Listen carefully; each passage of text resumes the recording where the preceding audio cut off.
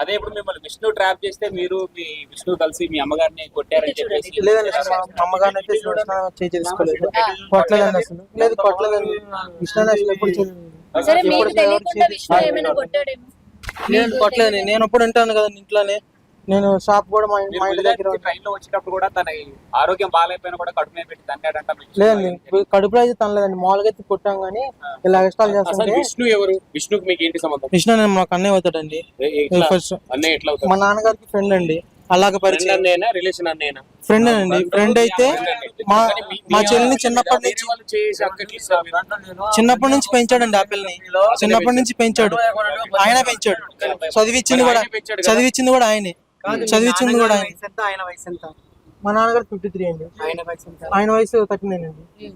ఆయన కూడా అఘోరా అని చెప్పేసి కొన్ని కథనాలు బయటకు వస్తాయి. లేదు ఆయన అఘోరా కాదండి, అఘోరా కాదు, ఆయన సాధకుడు అంతేనండి. అఘోరి ఆయన కూడా పసుపు తాడు కట్టిందని చెప్పి చెప్తున్నారు. ఆయనకి కట్టిందంట, ఆ విషయం నాకు కూడా తెలియదు. అఘోరి కట్టిందా? తెలియదండి ఆ విషయం నాకు కూడా. కట్టిందని మాత్రం మా చెల్లి కూడా చెప్పాడు, విష్ణు అన్నయ్య కూడా చెప్పాడు, మా చెల్లి కూడా చెప్పింది కట్టిందని. ఏమో తెలియదండి. అఘోరి తన దగ్గర ఉన్న కుక్క పిల్ల కూడా కట్టిద్దంటండి తాడు, ఎవరు కనిపించినా కూడా కట్టిద్దండి.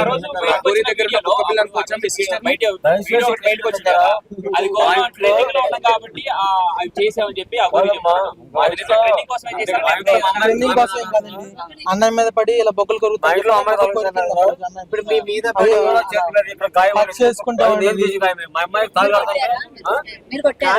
మా అమ్మాయికి తాగడుతుంటే అక్కడ నా పై అమ్ముకుంటే నువ్వేవుతూ అసలు ఏమని కడతావు మా అమ్మాయికి అని చెప్పి నేను కొట్టే ఖాయం అయ్యి రక్తం కారింది. అది కాదు, అఘోరి మీ పాపకి తాళి కట్టినప్పుడు మీ సిస్టర్ కి మీరందరూ కోడలని పిలిచారంట. అంటే ఏం ఆశించారు? ఆ విషయం అయితే నాకు తెలియదు కానండి. అవును, మధ్య మధ్యలో ర్యాపిడ్కి వెళ్తాను కదండి, మధ్యలో ర్యాపిడ్కి వెళ్తాను. అన్న ఇంట్లో ఎందుకు ఉంటాడండి? అన్న ఇంట్లో ఉంటాడు అసలు, ఆయన అక్కడ ఉన్నాడు. ఆయన హైదరాబాద్ ఉంటాడు. ఆయన పార్వత పట్టుకురావడానికి కదండి అక్కడ. ఆయన ఎప్పుడైతే వర్షిని వెళ్ళిపోయిందో అప్పుడు ఒక 6 months బ్యాక్ ఆయన వెళ్ళిపోయాడు. అంతకు ముందు ఉన్నాడు, అంతకుముందు అక్కడే ఉన్న మంగళగిరిలోనే. మీ సిస్టర్ ని పట్టుకొని వచ్చారు కదా, వచ్చిన తర్వాత మళ్ళీ రఫ్ గా బిహేవ్ చేసి మళ్ళీ పోయేలా చేసింది మీరే కదా? మేమేం కదా, మేము రఫ్ గా బిహేవ్ చేయలేదు. హాస్పిటల్ తీసుకెళ్లి ట్రీట్మెంట్ ఇప్పిస్తున్నాం అని చెప్పని ఆ పిల్ల పారిపోవడం జరిగింది. ఇలా వాష్రూమ్ కానీ వెళ్తానని చెప్పింది. వాష్రూమ్ కి వెళ్తే అటు నుంచి వెనక నుండి ఇది బస్ స్టాండ్ లో జరిగింది. బస్ స్టాండ్ లో జరిగిందండి అది. బస్ స్టాండ్ లో వెనక వాళ్ళ నుంచి ఇది పారిపోవడం మాత్రం జరిగింది. ఇప్పుడు వాష్రూమ్ నుంచి పారిపోయింది అంటున్నారు, మళ్ళీ బస్ స్టాండ్ అంటున్నారు. అవును, బస్ స్టాప్ లోనే వాష్రూమ్ 10 రూపాయలు తీసుకుని వాష్రూమ్ లోకి వెళ్ళింది. వాష్రూమ్ కి వైపు నుంచి వెనక ఉన్నట్టు మాకు తెలియదు. అటు నుంచి పారిపోయింది. అటు బస్ స్టాండ్ లో కూడా అనౌన్స్ చేపించాము.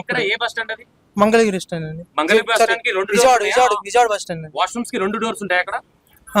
తెలియదండి నాకు. తర్వాత తెలిసింది. ఫస్ట్ తెలియదు మాకు. పబ్లిక్ టాయిలెట్ కి రూమ్ డోర్ డోర్స్ ఉండవు జనరల్ గా, ఉన్నాయండి. తర్వాత తెలిసింది. ఆ పిల్లలు ఎదుగుతున్నప్పుడు మమ్మల్ని వాష్రూమ్ లో పంపిస్తే అప్పుడు అనుకున్న డోర్ దేవన్ నుంచి విష్ణు మీ సిస్టమ్ తీసుకుంటూ వస్తున్నాడు.